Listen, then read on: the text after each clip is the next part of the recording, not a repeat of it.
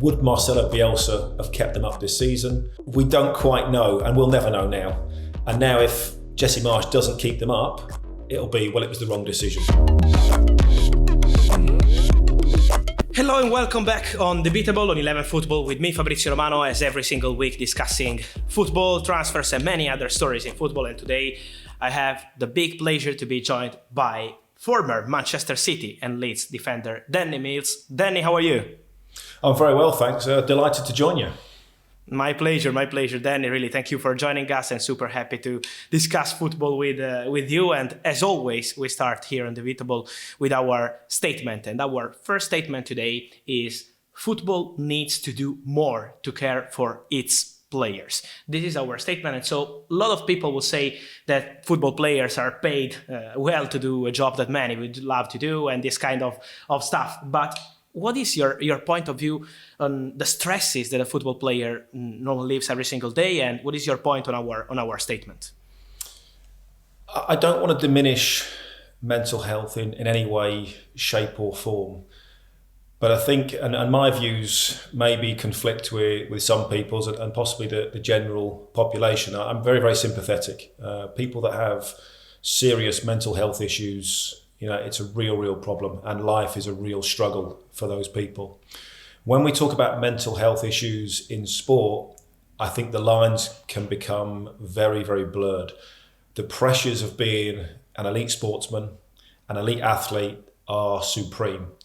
However, from the age of 10, 11, 12, 13, you've been dealing with those pressures throughout your whole career, and you don't get to the top of any single sport or athletic achievement or even business unless you have incredible resilience and the ability to deal with adversity, the ability to deal with stress and pressure. And I understand that in this day and age with social media and everything else, the instant world that we live in, players are maybe scrutinized a little bit more. But I think you have to be careful not to diminish those with serious mental health issues and those sports people that are suffering maybe with the constraints of pressure and having to perform at the top level. Clearly they merge at some point, but in my opinion, you don't get to the top level of any sport unless you can deal with many of these challenges. And yes, there will be some players that have serious mental health issues, but I think we have to be careful not to throw them into the category of they've got serious mental health issues when actually they're underperforming, they're under a bit of pressure, and they're getting a little bit of criticism from the press. And I'll equate that during the Euros, Tyrone Mings came out and said, he felt really disappointed and felt under so much pressure to perform that people thought he'd performed badly, and 90% of the population didn't think he was good enough to play for England. Well, I'll flip that round. 99% of the population didn't think I was good enough to play for England, and a lot of them sung it at times. But you have to overcome that and you have to deal with it. It's part and parcel of being a footballer. And if you don't have that mental strength, that resilience, I'm not sure you get to the top level in the first place. What stresses did you feel yourself when you was a player? It's incredible. I mean, before the World Cup in 2002, David O'Leary did a 2-page spread in one of the tabloid newspapers. Danny's discipline is disgraceful. If he has another season like this, he will never play for me again. I think he's a liability playing for England. Thanks for that, David. 2 days before I go into the biggest tournament of my life, having never played in a competition before. Of course, I was second, third choice fullback at that time because Gary Neville was out injured. Sure. A lot of people didn't think I was good enough to play at that stage. But you deal with it. It's part and parcel. There are pressures every time you go out and play football. You have to perform. And as I said, you get used to that in the youth team in front of your manager. You get used to that in front of the reserves, in front of 200-300 people. You get used to that as coming through sort of, the lower leagues and then into the Premier League. And then suddenly, playing in a World Cup against Argentina where, 40 million people, in this country are watching the game. So I was always like, look, I'm going to prove people wrong. From day one, I never had the greatest ability in the world, but I had a resilience, a determination that I was going to make it. And that's a huge part of my success. Yes, this is really important to share also for who is dreaming of this job that is not always easy as it seems. And I wanted to ask you, you have done a lot of work now to help with mental health charities previously. Do you think that they're doing enough now to help players actually today with this issue of mental health? And if there's anyone talking directly to the players into the clubs or around the clubs to help with mental health? I think there has always been a huge stigma attached to talking about anything.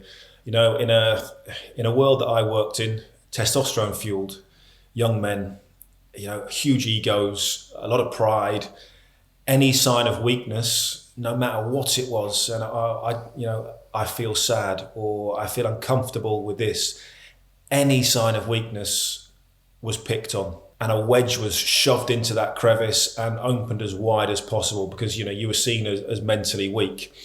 Sure. Now it was probably too draconian back then, and it was too far. We do need to have some kind of balance. But there were always people around. Even when I was at Middlesbrough, we had Bill Bezic, sports psychologist, working under Steve McLaren, and that's nearly 20 years ago. So there's always been people around, but I think now what has helped in the last few years, especially, the stigma of saying, actually, I'm not comfortable with this, or I have a little bit of a problem, I think it's become more realistic.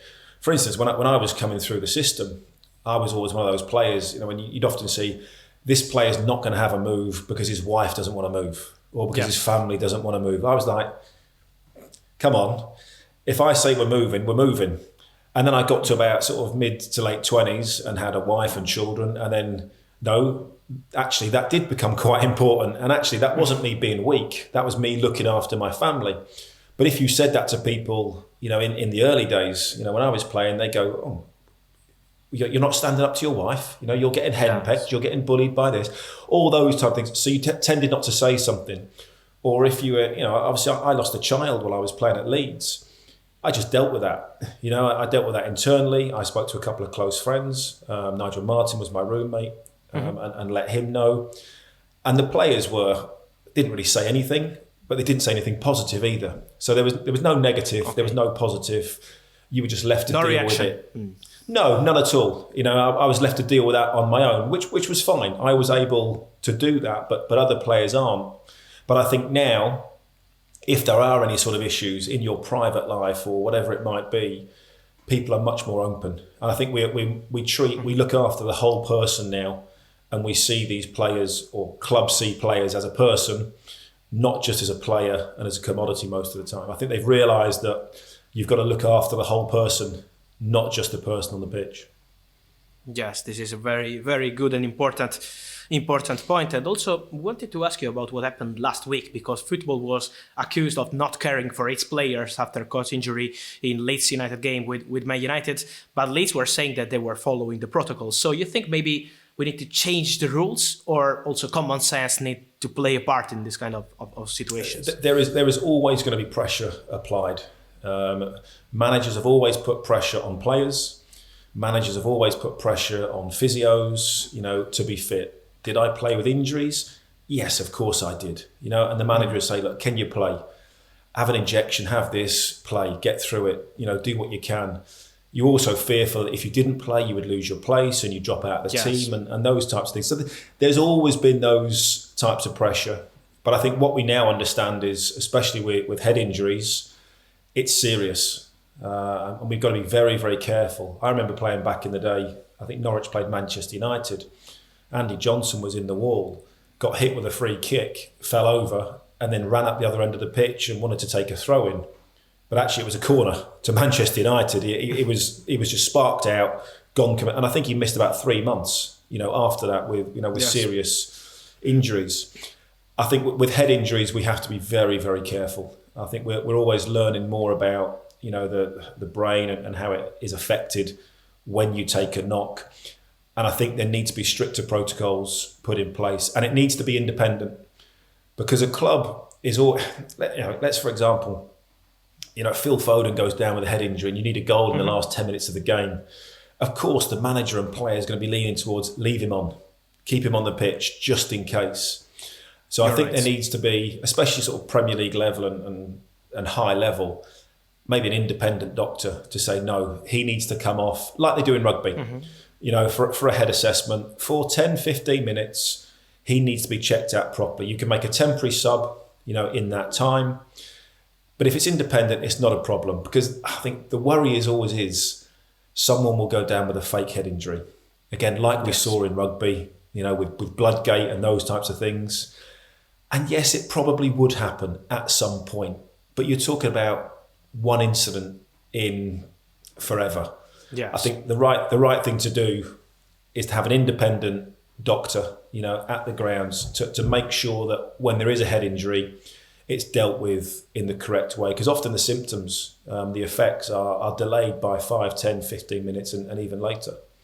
Yes, this could be a very good solution. I agree with you. So it's an interesting point as you mentioned. And I also wanted to ask you, what kind of relationship does a club have with players away from training or from matches? Is there anybody that can reach out if they're struggling? How is the relationship, by your experience?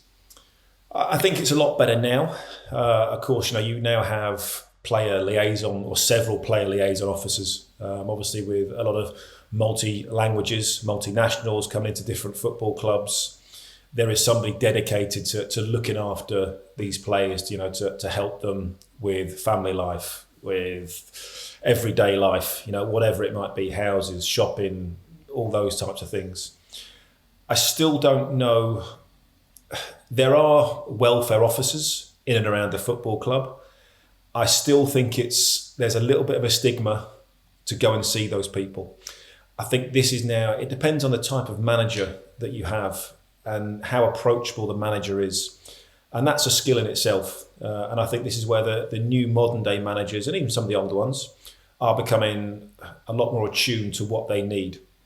It used to be we'd sit around after a game or in a hotel, and we'd have a cup of coffee, we'd play a few hands of cards, whatever it might be. You'd chat about football and something might come up. A little bit of akin to, sitting down the pub or whatever it might be. Nowadays, I think the manager has to almost approach players and tease it out of them slowly. Just ask. Brian Kidd was always very, very good when we were at Leeds. And he would do it subtly. We'd come in and Kiddo would be, morning Dan, how you feeling? Yeah, not bad, Kiddo. Legs are a bit tired. Okay, no bother, that's okay. How's the wife? Yeah, how's the kids? Everything all right at home? Yeah, not bad. And of course, he would then pick up on if you were lying a little bit or if you were fibbing, he would pick up on that. And if he needed to, maybe just pull you aside at lunchtime at the canteen and just have a chat and just sort of start the process. So I think it's all about individuals. And I think, people, managers, coaches are getting much, much better at that. Because if you're going to go and see the psychologist or the welfare officer, people will find out. There's still a little bit of a stigma attached to that. I've got a problem, rather than I'm looking for a solution. And I think that's something that we can work on and change. Yes, this is very important. But do you think there is any support now for former players like yourself who are no longer playing? Also, when it's the next step, no. Do you have any support or not?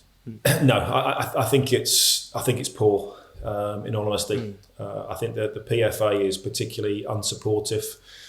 They're better maybe for some of the lower league players, but I think that the players of my era that did financially okay, it's more or less, well, you did okay from the game, you can afford to go and sort yourself out. And I think that becomes a problem in itself, and that's whether that's medical stuff physically or mentally. I wouldn't know where to go. If I had a big issue now, I wouldn't know where to turn in terms of the football community. I would quite happily go and speak to my friends or speak to some close people that I know. But in terms of about football, unfortunately, footballers are still treated very much like a piece of meat. When you're no longer needed, you are discarded and left for somebody else. Mm-hmm. This is very important to send us a message. And final point I wanted to ask you is about the moment you leave football. We say that, of course, you have 2/3 of your life still to spend and to build your own life after football. Do you think that's been a benefit for modern players in our moment, this moment, having distractions, having their own business out of football. So it could help players to build something different and so not struggling with some problems after playing football. Yeah, it's really interesting, isn't it? Because players do that and they get criticised for not focusing on their football. It's a no-win situation a lot of the time. You have to have balance. You have to have things sort of going on in the background while you're a player. You have lots of spare time. You have lots of downtime. For the Premier League players, Championship Premier League, and obviously higher up, you have a decent amount of wealth that you can go and do other things as well. But no, I think you're right. You have to have things happening in the background that along the way, what are you going to do when you finish? I was lucky. I had very, very good support network of friends around me at that time. Started a property company very, very early. Let other people run it, but I was always across it and seeing what's going on. And I've now moved into the business world and, very, very interested in that side of it. I don't have to do it, but I enjoy it. And that's become sort of part of my life and what it is. Obviously do a little bit of media and things like that as well. So no, I think clubs need to encourage players to educate themselves, especially in England, I think as well, where we don't speak other languages, which are so important, which are so vital. You're right. We're a little bit arrogant in that way. You think the amount of time you spend traveling, stuck in hotels, get a few books, speak a language, read, whatever it might do. So I think there are lots of tools. And also my son is now at the Everton Academy. He's being educated. He's doing an extra A level. And I said to Everton at the time, do you not want a player that's got three A levels rather than none? Surely that means you have a more rounded person, a more intelligent person with a work ethic. Whether he makes it or not is almost irrelevant.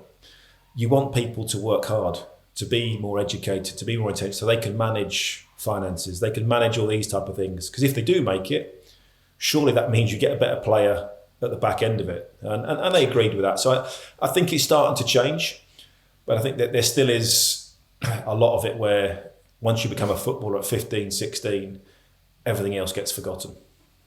I agree with you. It's very, very important to say also for young players that are approaching the game is really, really important. And before we continue with our second statement, with our statement 2, I wanted to remember to subscribe to 11 Football on YouTube. Follow us on Spotify, Apple Podcast, and wherever you listen to your podcast. We will be together as always here with our guest today, with Danny Mills. And then we move to our second statement. So thank you for sharing your experience with this important situation of the mental health.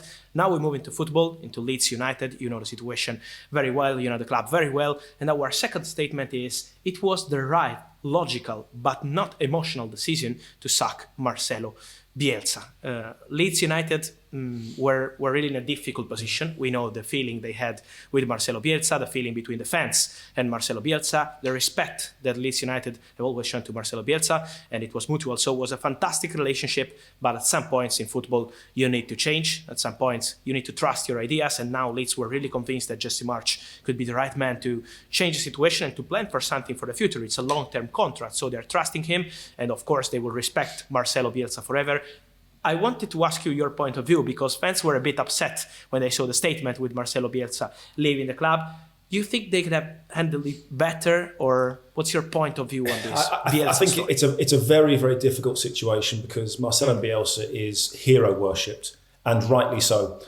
Taking the club from 16 years outside the Premier League, struggled for long periods of that, bad owners, bad managers, disconnect with the fans, all these types of things. Bringing Marcelo Bielsa in was a big gamble at the time, because he was unknown. We didn't really know how good he was going to be. We knew there was potential, but never managed in this country. Didn't know the league, didn't know the Premier League, let alone the Championship. And of course, he took them from 13th through the Championship, won the Championship, then into the Premier League, played an incredible brand of football in the first 3 seasons. Okay, it's a little bit gung-ho at times. It's boom or bust. And we've seen that on many occasions, but it was exciting. But also, I think Marcelo Bielsa's principles, when he was very, very honest He was very, very fair in what he did. He was very humble. It was all about dedication and hard work and all these types of things. And that connection with the fans, and it was genuine, making the players pick up litter, for several hours to understand how much, what everyday people had to do to afford to buy a ticket to come and watch them play. Let's go and pick up litter for 3 or 4 hours, because this is what the real world is like. This is not the world of football. It was all those types of things where I think, the connection with the fans and the players really came together, and there were no superstars within that team. But ultimately what's happened is this season, and there has been extenuating circumstances, Liam Cooper, a leader at the back, has been out for a long period of time. Calvin Phillips, that has always been the glue in the midfield, he's been the linchpin of that team for the 3.5 years Marcelo Bielsa has been there, has been missing for a big period this season. And Patrick Bamford, of course, that not only scored all the goals last season, but plays possibly unlike any other centre forward in the way that he closes down and the way that he starts to press. Having said that, Marcelo Bielsa's principles of playing only one way, yes, I respect, but when that's not working and when you have 3 key players missing, you have to change at some point. You cannot keep getting beat 3, 4, 5, 6, 7-0. It's demoralising for a player. If you're 3-0 down after 20 minutes and being told to do the same things, as a senior player, you start to look at the manager and go, yeah, but this is not working. We're not going to win 4-3 in the second half. We're not going to win 6-5. This is the way football doesn't work like that. And so although I admire Marcelo Bielsa for his principles, I think results have proven this year that it, for whatever reason, and maybe those players being out injured, it hasn't quite worked. And the fact that he didn't want to adapt and would not change, 60 goals conceded this season, worst defence in the Premier League. I think nearly 40 goals conceded in the last 12 games. And if Burnley pick up 2 points from their game in hand, and if Everton pick up 1 point from their 2 games in hand, they both go above Leeds, and Leeds drop into the bottom 3. And I think that's what the owners were looking at, that if we continue to play this way, which clearly Marcelo Bielsa is going to do, there is a real danger that they go down. And obviously with the San Francisco 49ers, big investment on the horizon, Marcelo Bielsa was going to leave at the end of the season anyhow. I think they've decided to make that decision sooner rather than later and try and stay in the Premier League. Yes, I agree with your point, to be honest. I think that sometimes in football, respect will stay forever, great relationship will stay forever, but at the same point you need to change, you need something fresh to help the team. And so I agree with you. And before moving into the final question, I wanted to ask your opinion on the decision they made to go with Jesse Marsch. First experience for him with Leeds, with Premier League football. It's a big opportunity for him, was not easy with Leipzig, but he's a manager with very good ideas. I'm told that Leeds were following him since a long time, are really trusting his ideas, and this is why they gave him a long-term contract. He was waiting for Leeds because he knew that they wanted him for next season. So as you mentioned, now is the opportunity for him to jump immediately and try to save the situation. How do you see him? You think he's a right pick for Leeds? Again, I think he's a little bit of an unknown to many people. Obviously, we know that he's been through the Red Bull system. I think he's one of those. He plays in the similar sort of fashion to the way that Jurgen Klopp wants to play football. Obviously, you have to have certain players to play that way. Obviously, Ralf Rangnick as well. Obviously, been through the Leipzig and Red Bull sort of scenarios that he's been at. So he wants to play a high pressing game. He's highly educated. Obviously, I think he came out with a degree from Princeton. He's a deep thinker about the game. I think his main philosophy is, if I improve every single individual by 5%, that will make the team better overall by 20%.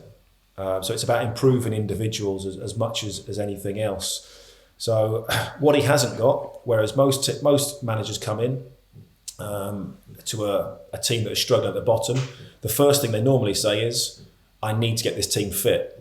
He doesn't have to worry about that because Leeds are one of the fittest in the Premier League, so we know that. So he can work a bit more on tactics. He can work a bit more on maybe a little bit more organisation. But I think, obviously he's a deep thinker about the game. American managers have been few and far between in the Premier League. Obviously, Bob Bradley didn't particularly work out. David Wagner, half American. Does he count? I'm not quite so sure whether he counts as German or as American. And it's always been difficult. But I think if he has the right ideas and he can get that across to the players, it's how quickly he can get that across to the players. But like I said, I think he's a deep thinker of the game. His philosophy is not too dissimilar.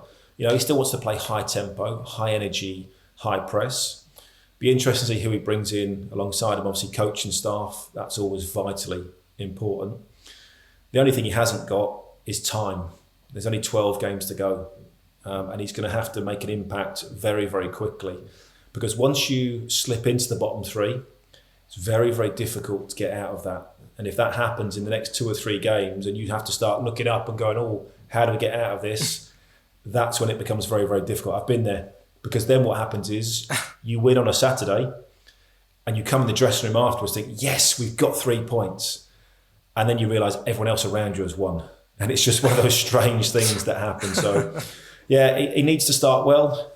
I think he's obviously a long-term appointment. Like I said, American investment is coming in. He's an American. They clearly know him well. Obviously, he's worked at New York Red Bulls. So I think, long-term, it will be a good appointment. It's whether he can keep them up in the short term. And that will always be the argument for Leeds fans. Would Marcelo Bielsa have kept them up this season? Probably. Maybe not. We don't quite know, and we'll never know now. And now if Jesse Marsch doesn't keep them up, it'll be, it was the wrong decision. So big, brave decision from the owners, and fingers crossed it works out. Yes. And I wanted to add just one point to your great answer as always, is about the players, because I was speaking with some players that worked under Jesse Marsch at Salzburg, at Leipzig, and the reaction is very good. He was really unlucky at Leipzig. It was not the right moment for him to impose his ideas, but players are speaking so well of him, and this is important for managers. So I hope for Leeds it will be the right one, but when players are speaking good of manager, is a good signal, it's a good reaction. So let's see what's next. And Danny, before we finish, just a quick question about Middlesbrough, because they are doing incredible. You know the club so well. You were on loan to Middlesbrough in your career. So what's your feeling on their incredible FA Cup run and work from Chris Wilder? So your idea on Middlesbrough? Well, they're only 2 points off the playoffs as well at the moment. So they've given themselves a great opportunity. Chris Wilder has gone in there. He's waited. He's bided his time after being at Sheffield United. He's gone into Middlesbrough and he's given them a real good chance. He's beaten Manchester United. He's beaten Tottenham in the FA Cup. 2 points off the playoff. They have momentum at the moment and they're heading in the right direction. And Leeds fans will really not like me for saying this, but what Chris Wilder did at Sheffield United was not dissimilar to what Marcelo Bielsa did. He took them from League One into the Championship, and then with the same team, took that League One team into the Premier League and had an outstanding first season. Okay, it fell apart in the second season and it didn't work, and he got the sack. The results were really disappointing. But what he did for Sheffield United on a shoestring budget was quite incredible. And obviously he's now gone into Middlesbrough. Same sort of principles, same sort of organisation, same sort of work ethic. The players have really bought into it. And they've now got a great opportunity. If they get a decent draw in the next round of the FA Cup, what are they, 2-3 games away from a game at Wembley? And what an occasion. I think it was 127 years when they hadn't won a trophy when we won the League Cup, back in 2004. Who knows? Maybe this will be their year again. But if they can avoid Manchester City, the likes of Liverpool, in the draw, then who knows? They might have a chance of lifting the FA Cup. Never say never in football, better than me, Danny. So let's see what's next for Middlesbrough. But thanks, Danny, really, for sharing your thoughts on mental health, on Leeds, Middlesbrough, and many other points. It was a super pleasure to have you with us. Absolute pleasure. Thanks, Fabrizio. Thank you, Danny. Thanks to all of you. You've been listening to Debatable on 11 Football. As always, let us know your thoughts or anything you want to comment here on YouTube or on your podcast, wherever you are listening to us. Thank you, and see you soon with Debatable.